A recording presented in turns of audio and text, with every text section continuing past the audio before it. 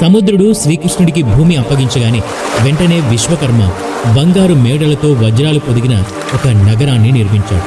అప్పట్లోనే అత్యున్నత టెక్నాలజీ ఉపయోగించి అన్ని సదుపాయాలు ఉండేలా ఆ నగరాన్ని నిర్మించాడు విశ్వకర్మ. అందుకే ద్వారకా నగరాన్ని సిటీ ఆఫ్ గోల్డ్ అని అంటారు. ఆ నగరం 900 కోట్లతో, ఆ రోజుల్లోనే అడ్వాన్స్డ్ డ్రైనేజ్ సిస్టంతో, విలాస మందిరాలతో, అందమైన భవనాలతో కళ్లను మైమరిపించేలా ఒక అందమైన నగరాన్ని నిర్మించారు. ఇప్పుడు మనం చూస్తున్న సిటీస్ కన్నా 100 రెట్లు ఎక్కువ గొప్పగా ద్వారకా నగరాన్ని అప్పట్లోనే నిర్మించారు. అలా నిర్మించిన ద్వారకకి శ్రీకృష్ణుడు తన ప్రజలందరినీ తీసుకుని వెళ్ళిపోయాడు. ద్వారకాకి వెళ్లాలంటే కేవలం పడవపైనే వెళ్లాల్సి వచ్చేది. దాంతో యుద్ధం చేయడానికి జరాసంధుడికి అవకాశం లేకపోయింది.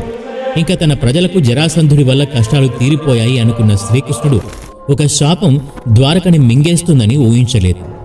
అది కురుక్షేత్ర యుద్ధం జరుగుతున్న సమయంలో కౌరవులందరూ చనిపోయి